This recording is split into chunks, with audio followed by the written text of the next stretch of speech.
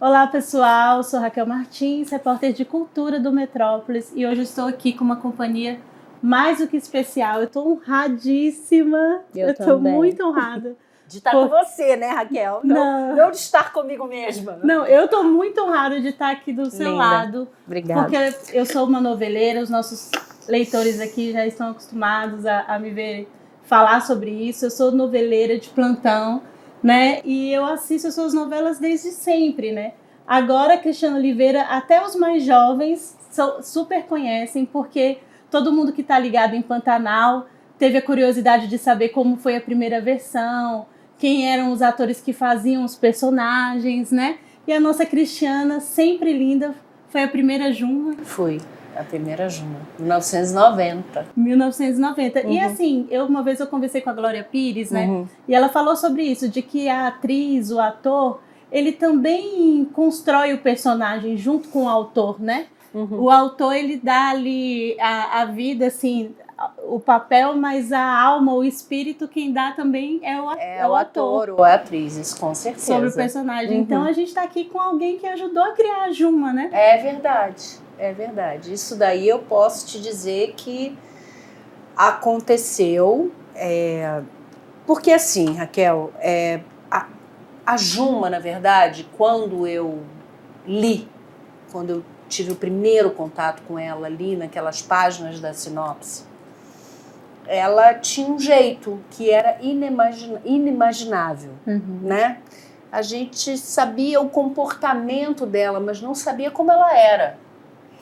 E houveram algumas especulações, inclusive com Glória Pires, com Cláudio Hanna, com atrizes que poderiam fazer a Juma pelo tempo, né, de interpretação, e de repente estava eu ali, uma menina sem experiência absolutamente nenhuma em interpretação, em representação, tinha feito uma novela por coincidência, por acaso, que foi Cananga do Japão, e foi tirada de Cananga do Japão para fazer uma novela chamada Pantanal, que ela não tinha a menor noção do que era ou do que seria.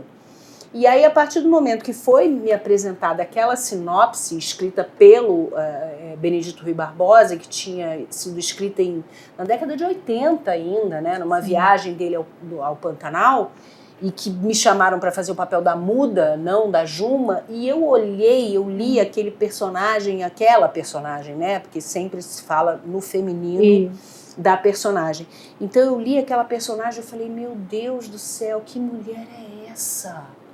Eu acho que houve uma identificação, talvez, de alguma parte da Cristiana, que olhou para aquela mulher e achou que tinha alguém ali parecido. E aí eu criei o lado físico dela, que foi o cabelo partido no meio. Aquele cabelo meu comprido já era meu.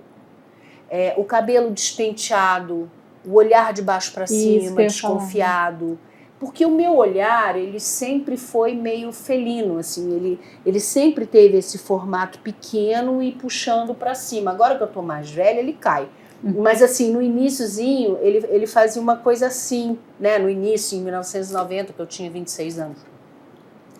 E aí, eu comecei, no primeiro dia que eu fui, que eu cheguei no Pantanal, que eu vesti a roupa da Juma, eu comecei a caminhar descalça ali naquela área.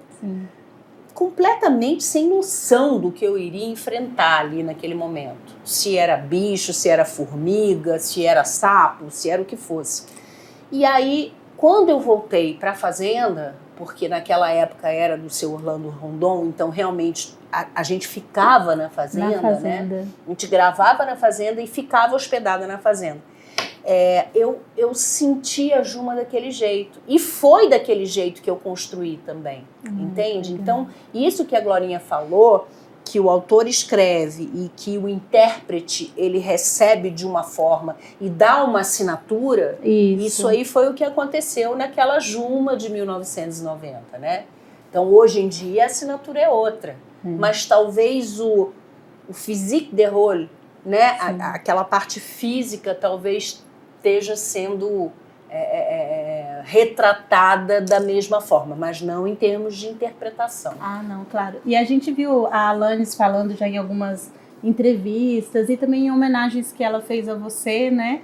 Muito lindas, que ela realmente ela se inspirou, ela viu, né, a sua Juma, para ela poder encontrar dela, né? Eu acho que é assim. Eu não sei se ela viu muito da minha Juma, porque eu acho, assim, a Alanis é uma menina, ela é formada em teatro, pela Escola Nacional de Teatro. É uma menina que trabalha desde criança como atriz. Ela tem uma percepção, ela tem uma sensibilidade, uma menina até muito ligada à natureza, diferentemente do que eu era em 1990. Eu sou hoje, né? Mas naquela época eu não era muito. Então eu acho que a Alanis ela tem uma carga interpretativa que eu não tinha. O meu trabalho ele era 100% intuitivo. Da Alanis já tem uma construção. Óbvio que ela está reconstruindo uma personagem que já existia, né? Sim. E isso, provavelmente pelas cobranças e tal, foi um desafio para ela. Mas ela conseguiu colocar uma singularidade, ela conseguiu colocar uma particularidade na Juma dela, que é muito bacana, que a gente tem que aplaudir. Então, quando você assiste a novela como um todo, ou assiste a Juma dessa época agora, você vê uma outra. Né? Como eu vejo uma outra Filó, como eu vejo um outro Zé Leôncio, como eu vejo um outro Tadeu, apesar da história básica, né, venal ser a mesma. Mas eu acho que tem uma identidade nessa nova novela que é diferente da nossa, entende? Mas mesmo assim a gente se sente homenageado, né? Porque se não tivesse acontecido aquela, não acontecia essa de hoje em dia. Ai, que legal. E eu vendo você falar, eu fã de novela, eu já vi também algumas entrevistas falando que naquela época era tudo muito artesanal, né? Muito. E eu vi alguns atores, por exemplo, o Marcos, né? O Marcos Palmeira, que ele falou que vocês ficaram lá gravando, na época que ele fazia o Tadeu, né? E como não tinha essa facilidade das redes sociais, vocês não sabiam que a novela já era um super sucesso. Não tinha a menor noção. E aí, quando vocês desceram no aeroporto, que estavam voltando, é que vocês descobriram, né? Conta um pouquinho disso pra gente. Gente, foi muito doido. O Marquinhos estava nessa situação. A gente, eu particularmente, fiquei 9 dias seguidos lá. Depois eu voltei. Já tinha acontecido a primeira fase, né? Zé Leôncio jovem, aquela história toda de Irma, de Madeleine, aquela coisa toda já tinha acontecido. Já era um sucesso. Só que a gente estava na fazenda. E lá dava um determinado horário, que eu não lembro, eu achava que era 7 horas da noite, mas não era 10 horas da noite e tal. Acabava, então não tinha nada, não tinha mais luz. Então era tudo à luz de velas. E a gente não tinha gerador, não tinha antena parabólica. Então o que aconteceu? A gente ficou esse período sem saber o que estava acontecendo. E a única comunicação que nós tínhamos era rádio amador, que era uma salinha que a gente falava no rádio amador e que praticamente o Pantanal inteiro, Pantanal Sul inteiro, ouvia o que a gente estava falando. Então, assim, a gente não recebia muita notícia. A gente era uma dedicação 100% nas gravações. E aí, um determinado dia, a gente foi e a gente parou em Guarulhos. Quando a gente parou em Guarulhos, eu não lembro quem estava, mas eu acho que o Palmeira estava também. Era uma coisa, uma gritaria. As pessoas falavam, Joma, Jove, Tadeu, não sei o quê. E eu, assim, fui na banca de jornal, eu era capa de todas as revistas. Nossa, que então loucura. Era um tal de gente, aquele furor horroroso, todo mundo, nossa, Juma, e eu, o que é que está acontecendo? Meu Deus do céu. Aí era o tal de gente chegar, querer pegar o cabelo, puxar o fio do cabelo e tal, não sei o que. Eu falava, meu Deus do céu, eu não sei o que está acontecendo. Eu só fui saber ao longo do tempo e vendo que realmente aquilo estava quebrando protocolos e paradigmas e que aquilo estava sendo um grande estrondo, porque eu via pela demanda que tinha, pela minha presença em comerciais, ou então em sei lá, presenças VIP, ou então virou uma coisa, assim, um monte de gente me procurando. Aí eu falei, isso deve ser sucesso, né? Porque eu nunca tive essa ambição. Sinceramente, eu nunca tive essa ambição. Da fama pela fama. Não, nunca. Eu entrei na televisão por acaso, porque eu era modelo antes. O sucesso aconteceu por acaso, e aí depois é que eu fui aprender a administrar o que era sucesso, o que era fracasso, o que era uma carreira de atriz, entendeu? E aí, quando eu entrei na Globo, que eu recebi uma crítica da própria autora da novela, que foi a Glória Pérez, quando eu estava fazendo De Corpo e Alma, que ela falou, Cris, o teu ritmo não é o mesmo ritmo que você tinha na Manchete. Porque o ritmo da Manchete era no máximo estourando 20 cenas por dia. Eu fui pra Globo, estreiei na Globo, eram 57. Nossa. Então era uma coisa que não dava para você estudar o texto, você tinha que... Então era assim...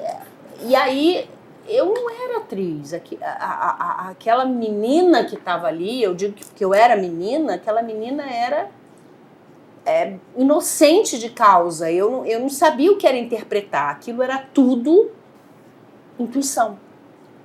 E aí quando eu fui para a Globo, que começou a cobrança, aquela menina que fez sucesso na outra emissora que fez sucesso e que agora está na TV Globo, cadê o mesmo sucesso da Juma?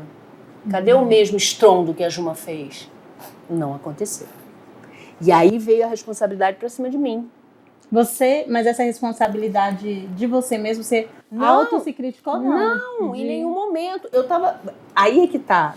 Como é que são as coisas, né? Isso daí tá no livro também. Eu conto essa história da Glória. Porque a gente vai falar já desse livro aqui, ó. Vamos falar bem dele, que são versões de uma vida.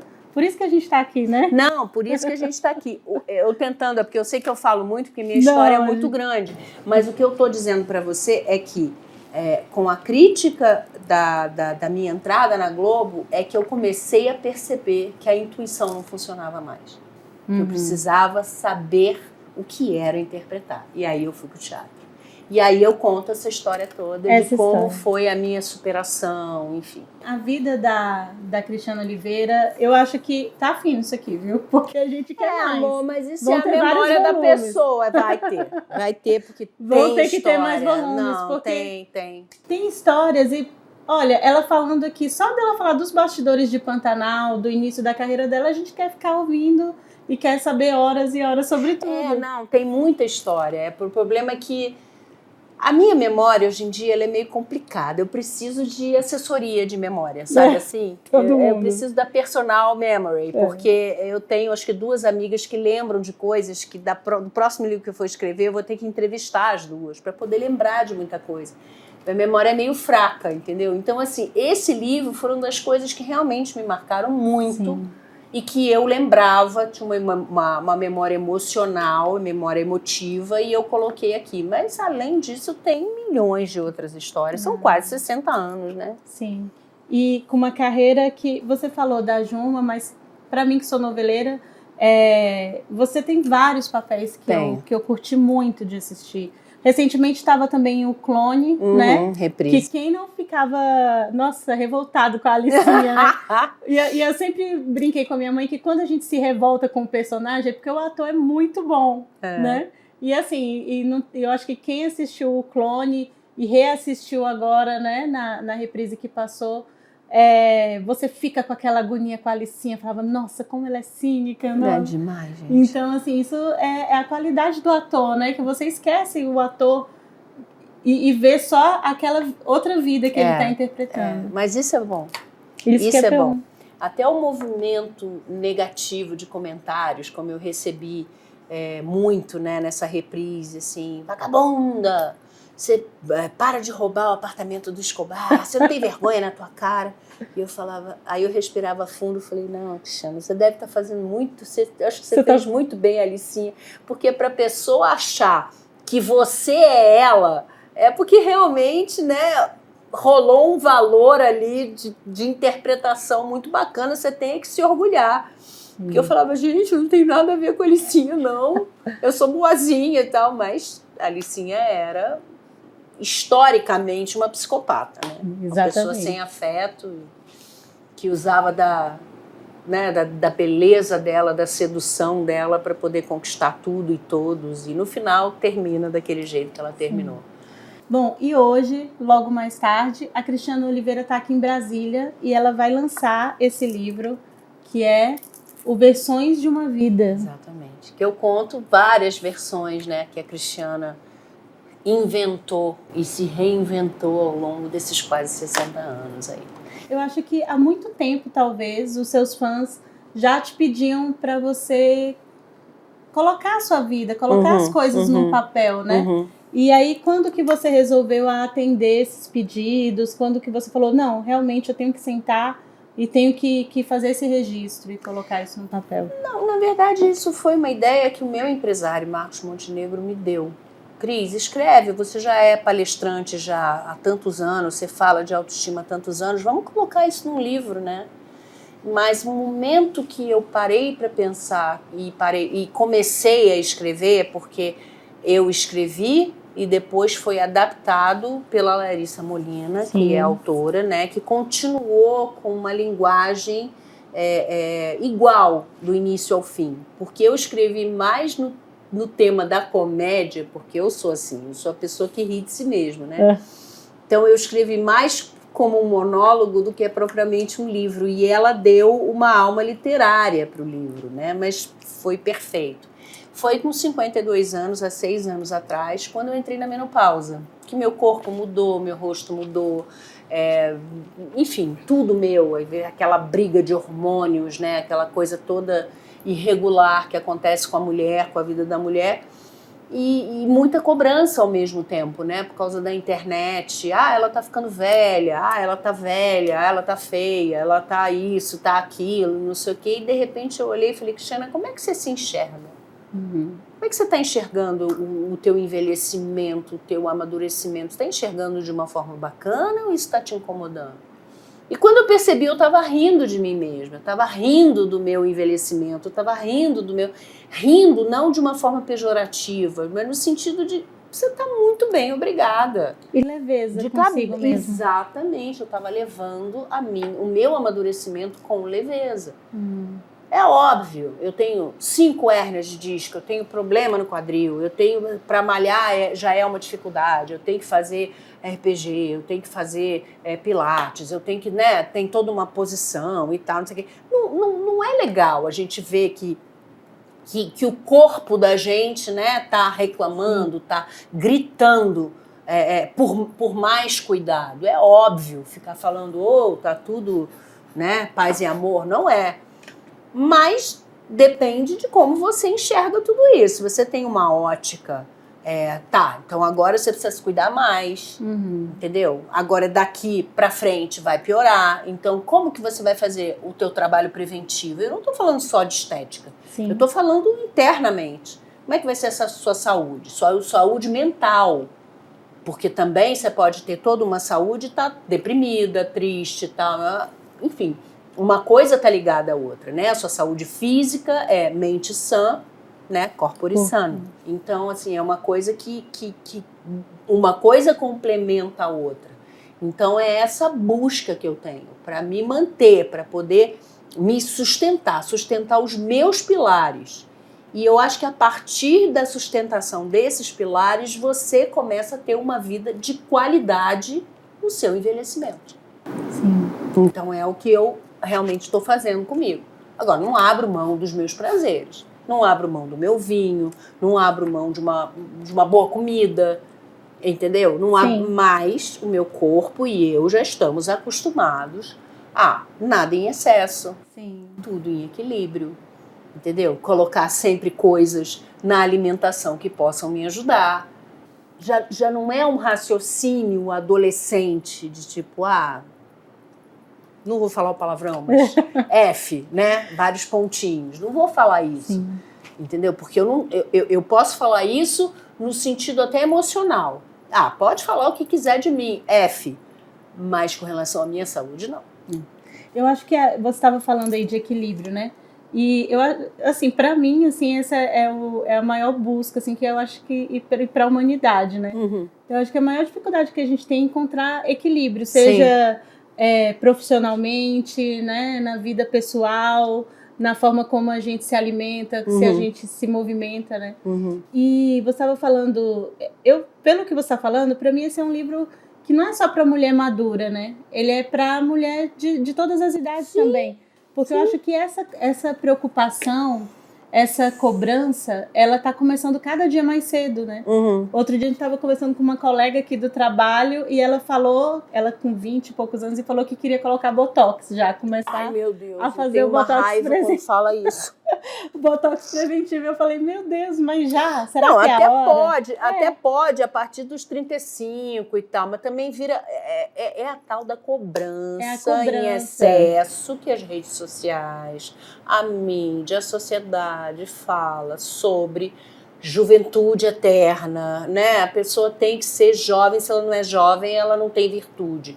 Vamos parar com isso, pelo amor de Deus. Sabe? Porque todos nós temos uma história. Vai virar o quê? Robô, boneca? Você vê, eu sinceramente, eu não vou julgar, porque eu não tenho esse direito, mas você vê pessoas iguais umas às outras, porque tem um negócio que tem que ter bocão, olhão, cilhão, e ser magra, ou então ser malhadésima. E aí você vê o quê? Um monte de robô igual? É um padrão, né? A gente tem um padrão e às vezes as pessoas que fogem um pouco desse padrão, elas já são criticadas, são cobradas por isso. E é por isso que eu acho que esse seu livro é tão importante, porque esse debate tem que começar cada dia mais cedo. Mas está começando. Para que a pessoa já vá. Mas ela tem que se interessar também. Por esse ela debate. Tem que se interessar. Por quê? É muito fácil você seguir, por exemplo, você é uma menina de 20 anos de idade, você só segue o perfil de meninas de 20 a 25 que fazem dancinha de barriga de fora, de shortinho, de não sei o que tem zero gordura no corpo, que só malha, que não sei o quê. Então, aquele universo que você escolheu, qualquer coisa que saia daquilo, você vai se sentir frustrado. Porque você escolheu aquele nicho. Isso. A partir do momento que a pessoa se abre para conhecer que existem outras escolhas, outras expectativas, outras maneiras de se realizar e de se conhecer, a pessoa começa a quebrar esses exemplos, digamos assim, essas referências. Porque se eu convivo, olho sempre para o mesmo lugar, para a mesma resposta, para a mesma busca, entendeu? Eu nunca vou ver nada diferente. Que me tire do meu estado de conforto. Eu sempre vou achar que aquilo é o perfeito. Às vezes podem ser boas referências, mas é preciso entender que não são as únicas. Exatamente. Não é isso? Exatamente. Bom, gente, e a Cristiana, ela fala também assim de coisas que aconteceram na vida dela, inclusive tempos antes, muito antes de Pantanal, que foi quando ela ficou realmente conhecida nacionalmente, né? Por conta da novela. Que é um processo de emagrecimento, né? Foi. Muito, muito grande, né? Que você passou. Foi uma mudança, assim, muito grande, foi radical. Né? Não, na verdade, assim, até os 15 anos eu era bailarina. Fazia muito balé, desde os 4 anos de idade e tal. Com 16 anos eu tive meu primeiro namoradinho, meu primeiro homem. E ele terminou comigo para ficar com uma mulher de 33 anos, Nossa. Mais velha do que eu. E aquilo me causou uma insegurança absurda. E eu senti pela primeira vez a dor da perda, a dor do amor. Não da perda amorosa, né? Aquela coisa do... Você não sabe lidar até a primeira vez. E ali eu comecei a comer. Engordei muito. Fugi de casa, inclusive tá aí no livro. Tá, é muita história. Mas enfim, eu lidei com a obesidade, né? E quanto mais triste eu ficava, mais eu comia. Então, realmente, aumentei 50 quilos. 50 quilos? Sim. E aí foi aquela tal história, entendeu? O tempo foi passando e eu tendo cobrança de família e cobrança de amigos, a autocobrança, que foi a mais doída de todas, porque, por exemplo, na minha escola tinham me conhecido magra. E eu tava 50 quilos mais gorda. E aí, como que eu ia voltar para a escola? O que que eu ia ouvir dos meus amigos? Nossa, como você engordou. Então, naquela época não tinha muito a palavra bullying, não se discutia isso, né? Não, de jeito nenhum. As pessoas só sofriam mesmo. Só sofriam e só ouviam, entendeu? Então eu resolvi... Aí eu fugi de casa mesmo. Parei de estudar. Na época, eu falei... Aí os amigos batiam lá em casa para falar: o que que houve com você? Você parou de ir à escola e tal? E eu mandava dizer que eu não estava, que eu tinha viajado. E aí eu me mandei para São Paulo, para um lugar onde as pessoas não me conheciam magra. E eu me conheci naquele momento. Então, quem gostasse de mim ia gostar de mim por quem eu era. Não porque quem eu aparentava. Não ia existir comparação. E eu tive essas pessoas que gostaram de mim por quem eu era, que não tinham me conhecido antes. Aí eu comecei a ver a diferença, né? Do que é ficar te comparando e te julgando, e o que é conhecer você e gostar de você por quem você é.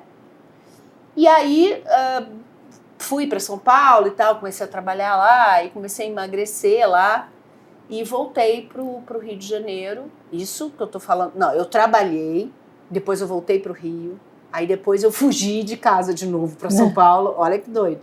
Fugi de casa para São Paulo, aí virei caixa de supermercado, aí, nossa, não cheguei a passar fome, mas era um negócio.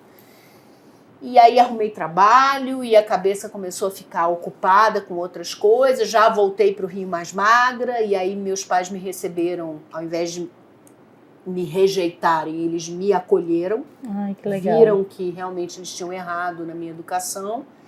E aí me acolheram de um jeito que foi, assim, muito bacana. E ali começou um tratamento para eu emagrecer e tal. E aí as coisas foram acontecendo, entendeu? Mas foi uma situação que me perseguiu.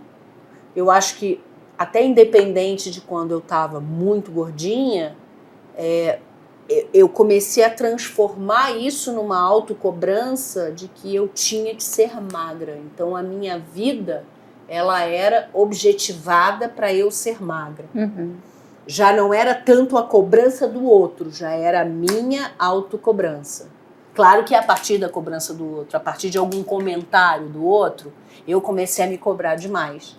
Então, se eu não fosse magra, eu não era feliz. Eu me tornei uma pessoa chata, sabe? Muito chata. Olha. Porque eu só falava de dieta, só falava de alimentação e de não sei o quê, enfim. Foi essa escravidão, né, interna que eu criei a partir de cobranças de fora, depois a minha cobrança. Sendo que hoje eu não tenho mais nada disso, eu tenho o corpo que eu tenho, eu me olho no espelho e me gosto, e se estou mais gordinha, ok, se estou mais magra, ok, independente das circunstâncias, eu só não vivo mais dependente do que o outro acha de mim. E o que é uma libertação, né? Eu acho que 100%. Uma super prisão você viver pensando no que o outro está pensando sobre você. Ai, é um saco. E como as pessoas vão julgar a sua atitude. Isso é uma prisão, né? É um saco. É um saco. Eu te digo isso. É aquele porre que não cura, sabe? Porque você começa a perceber aonde era o questionamento que eu tinha quando eu era adolescente, tipo, quem eu sou, aonde eu tô, para onde eu tô indo, sabe? Chega um determinado momento que você fala: ai, gente, cansei, entendeu? Deixa eu me identificar no meio disso tudo. Deixa eu ver a minha importância diante disso tudo. Quem é a pessoa que você olha no espelho?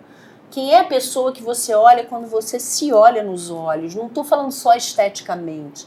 Eu estou falando assim, quem é você mesmo? Você convive com você se olha todos os dias, você sabe o que você fez, você sabe o que você se tornou.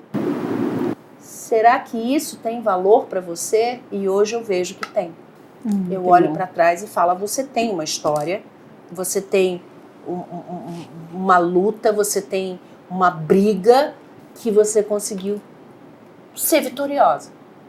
E hoje eu sou vitoriosa, apesar de tudo, porque a gente nunca é 100% segura, não é 100% bem resolvida, a gente sempre teve uma questão ou outra que tá sempre mais capenga ali, mas eu sou uma pessoa que se gosta, uma pessoa que se ama, uma pessoa que se valoriza, que se acha bacana, sabe? Que tenta fazer o bem para quem está perto, que tenta passar alegria para quem está perto, e eu gosto disso.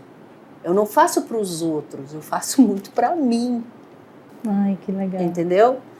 E eu acho que fazendo para mim verdadeiramente e refletindo verdadeiramente para o outro, aí a alegria inteira. E o livro da Cristiana, assim, ele faz realmente um recorte das versões dela, versões de uma vida, porque ela é multifacetada, ela faz tudo, ela produz, ela escreve, ela dirige, ela atua, não é isso? É empresária. Aqui fala de uma questão, eu tinha, né, preparado uma pergunta para perguntar o que mudou nela, assim, de quando ela fez, de quem ela era para quando ela fez a Juma. E eu acho que uma das coisas que mexeu com ela foi a questão ambiental, essa passagem pelo Pantanal, né? E aí você fala disso também no livro, sobre essa sua versão falo. ambientalista, preocupada, né? Na verdade, assim, eu sempre tive uma ligação com o ambiente, genuinamente. Sempre me chamavam, até por causa do Pantanal, obviamente, né? Pela minha presença em 1990, que foi o início do grande boom no Brasil da ecologia, do turismo ecológico, do olhar mais para a ecologia. Já estava acontecendo a Eco 92, já estava... Mas, assim, eu acho que no Brasil começou o movimento muito em cima dessa história do Pantanal.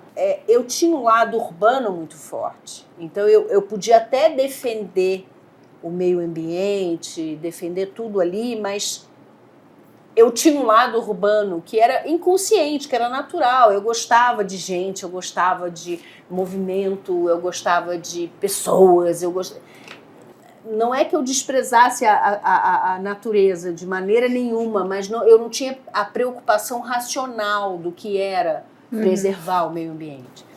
O tempo vai acontecendo, você vai amadurecendo, você vai percebendo, você vai lendo mais, você vai se informando mais, a coisa vai tomando uma proporção. E aí, ao longo desses 10 anos para cá, entendeu? Tomou uma proporção realmente muito maior em termos de informação. Só que a minha ligação com o Pantanal, ela sempre foi muito emotiva. E em 2020, quando começou foi o maior incêndio que teve por causa da seca, né? Sim. Nos últimos 57 anos, a gente sabe estatisticamente que o negócio foi muito sério. Sim. Que eu vi, né, o fogo todo tomando conta do Pantanal e todo mundo, o Pantanal gritando e as pessoas gritando também.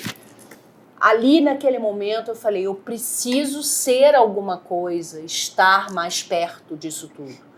E entrei em contato com a SOS Pantanal, que é uma ONG que já existe desde 2009, sempre preocupada com o bioma, com todas as carências do bioma, Sim. E muito séria. E comecei a entrar em contato com o Gustavo Figueroa, que é hoje o diretor de comunicação, mas que é um biólogo, e ele trabalhava, né, para a SOS Pantanal, e eu querendo ir, quando eu comecei a perceber que a minha alma estava incomodada com o que estava acontecendo no Pantanal. E aí eu falei, eu preciso fazer alguma coisa. Entrei em contato, não podia por causa da logística, porque estava realmente muita coisa queimando ali no Pantanal, tanto Pantanal Sul como Pantanal Norte. E aí, um tempo depois, quando já estava diminuindo as queimadas, eu consegui fazer uma expedição. Ali, naquele momento, fazendo aquela expedição, lidando com as comunidades ribeirinhas, vendo a dificuldade que aquela população ribeirinha, subindo o Rio Paraguai, eu estou falando do Mato Grosso do Sul, Sim. Subindo o Rio Paraguai, tudo que eles viviam, a invisibilidade daquela população, né? As necessidades que eles passaram durante as queimadas, que foi assim, as histórias todas que eu escutei foram histórias muito, muito tristes e muito marcantes para mim. Eu falei, isso eu quero para minha vida. Eu quero proteger esse pequeno bioma, porque são 2%, né? Mas muito importante. Mas muito importante para o nosso país. Para o nosso país. Porque nós somos, quando eu digo nós, assim, a arrogância achando nós não, nós, Pantanal.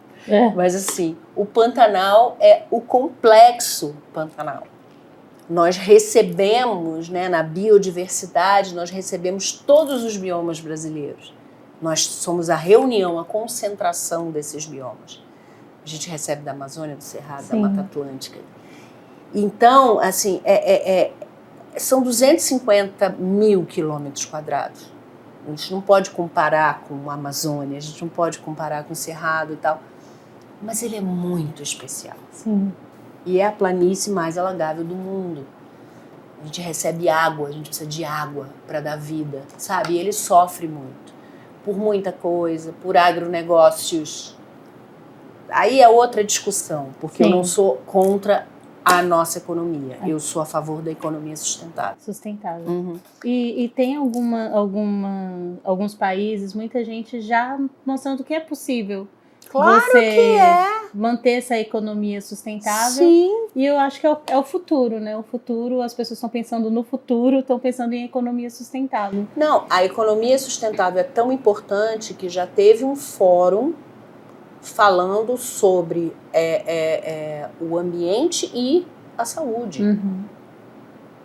A gente já extrapolou. Existe, claro, que uma facção que não concorda com isso, não acredita no aquecimento global.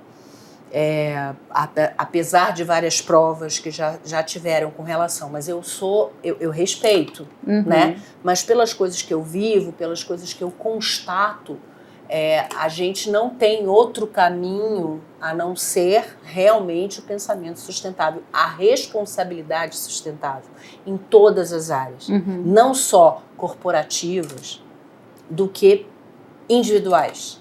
Porque se a gente faz uma coisinha aqui, vai reverberar, aí outra pessoa faz também. Os 3 R's, né? Exatamente, os 3 R's. Né? Então, assim, se a gente fizer parte da nossa vida, no nosso dia a dia dessas coisas, porque assim, a gente comete erros todos os dias. Eu, você, apesar de toda a consciência que a gente tem, entende? A gente comete erros. Todo mundo comete erros, mas a gente pode minimizar. Por exemplo, eu não sou vegana, porque eu sou de uma educação, eu tenho uma referência, eu tenho uma educação que é carnívora. Mas eu sou a tal da flexitariana, né? Diminui o consumo. Exatamente, eu diminuo o consumo por um pensamento sustentável. Mas eu sei que existe toda uma cultura que vem da minha geração. Então, assim, tudo que a gente puder fazer a favor do meio ambiente, a gente vai estar ajudando um monte de coisa, um monte de situações e um monte de gente, e você mesmo. Exatamente. Quando você estava falando, você até meio que falou assim, olha eu falando nós Pantanal, né? Me colocando nós Pantanal. Mas eu acho um pensamento que a educação, a gente tem que educar as novas gerações para se colocarem como parte da natureza. Porque a gente foi ensinado e na escola que a natureza é um recurso para o homem. E eu acho que essa maneira de pensar que a natureza é um recurso, parece que esse recurso está lá infinito e nunca vai acabar. Mas não é um recurso. Acaba. Nós somos a natureza junto, né? É. Então tem que ter esse pensamento, como você falou, de nós somos o Pantanal, somos a Amazônia. Nós somos o Cerrado, nós somos Mata Atlântica, nós somos o Pampa, nós somos tudo. Nós somos tudo. Né? Nós somos os biomas, nós somos Brasil. Eu acho que não é só Brasil, nós somos o mundo. Mas nós concentramos biomas muito importantes para o universo, né? Para o mundo. Então, se eu puder fazer uma coisinha aqui, você fazer uma coisinha ali, a outra pessoa, isso daí é o tal do efeito borboleta, né? Vai reverberando, um movimento positivo vai gerando outro movimento positivo. Então, eu vou continuar sendo assim e vou defender, porque é uma escolha mesmo. Eu amo ser atriz, eu adoro ser empresária, adoro ser...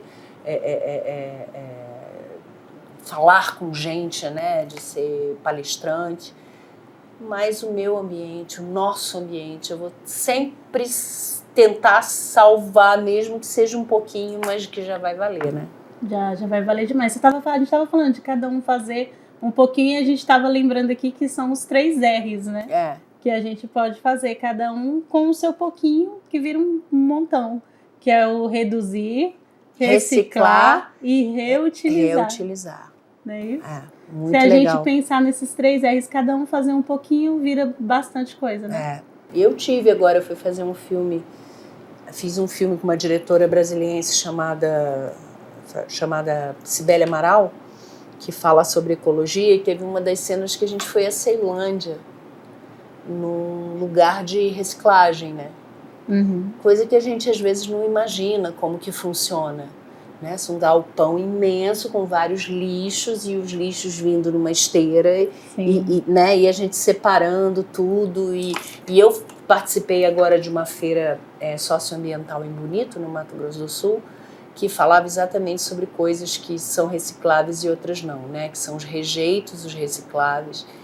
E a gente aprende muita coisa. O livro tem, olha, eu tô vendo aqui, tem imagens lindas, né? Olha que linda. Perfeita. E também fala de romances, né? Não, de tudo.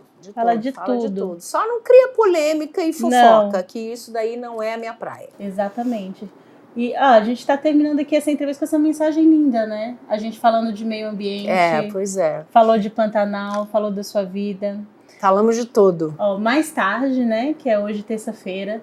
Você que quiser conhecer a Cristiana, comprar o livro, chegar pertinho dela, ver esse doce que ela é.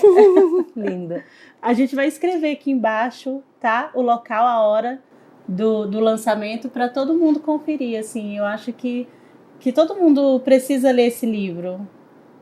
Eu estou muito curiosa.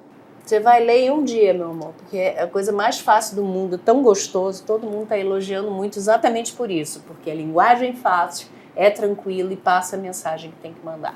Ai, que maravilha. E o que você está preparando assim para cinema, televisão? As pessoas vão te ver? Não, eu tô com um projeto agora de música, que isso é novidade, eu não vou falar ainda, deixa ficar pronto, que é lindo, que é uma dupla que está fazendo 50 anos de carreira e que eu vou participar de uma música deles. Tem o Ecolocos, que vai acontecer o lançamento no primeiro semestre do ano que vem, que foi filmado todo em Brasília, que fala também de ecologia, mas é uma comédia engraçadíssima. E estou fazendo turnê do lançamento do livro e continuo sendo empresária, né? Porque eu sou empresária e palestrante. Eu sou sócia e diretora de comunicação de 2 marcas de cosméticos capilares e faço essa palestra minha sobre autoestima já no Brasil todo. Que para mim aqui, enquanto a gente estava em off, ela já me deu uma levantada na minha autoestima. Ela já me deu dicas, conselhos que eu vou guardar no meu coração, mas eu tenho certeza que vão estar aqui também para quem precisa dessas dicas e conselhos. Com certeza. E sempre com muita doçura, muito carinho, né? A gente guarda isso. Muito obrigada, Cristiana. Obrigada, Raquel. Você é uma linda. Obrigada mesmo, querida. A gente fica muito honrado de você ter vindo aqui, ter conversado com eu é que fico, gente. Um lugar, um espaço tão bacana que eu posso falar um pouco do meu livro, do meu trabalho. Eu só me sinto lisonjeadíssima. Ai, que bom. Olha, você que acompanhou esse papo até aqui, né? Deixe aí o seu like, se inscreva no nosso canal, compartilhe essa entrevista. E se você estiver aqui em Brasília, corra para garantir o seu exemplar e também para conversar um pouquinho, chegar perto da Cristiana. Né? Ai, meu Deus! Vai ter beijo, vai ter abraço, vai ter foto e vai ter livro também, tá? Dedicatório. Ai, que tudo. Gente, obrigada. Obrigada, gente. Obrigada.